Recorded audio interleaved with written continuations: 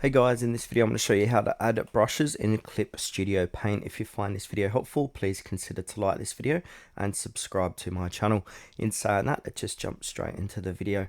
Okay, so the best way to do this is to open up Clip Studio Paint, and then we want to go ahead and click on the Home tab here. Now, once we're here, we need to look at top free materials. This is where we can download and search for different brushes. Now, a lot of these brushes are as free as you can see, so just go through and see what type of brush you want to go ahead and download. So say for example, I like this one here, a H23 pen, so I want to click onto it, and then you want to go ahead and click on the red download button, and then it's going to say this material has been downloaded. Download will start automatically on devices with Clip Studio installed. Now, if we want to go ahead and manage our downloads, we want to click onto manage material on the left, and here it is here. So we've downloaded it.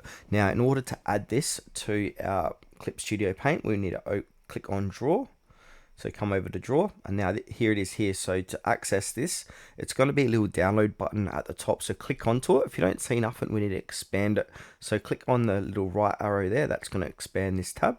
Click onto that, and that's where we can start using the brushes like so.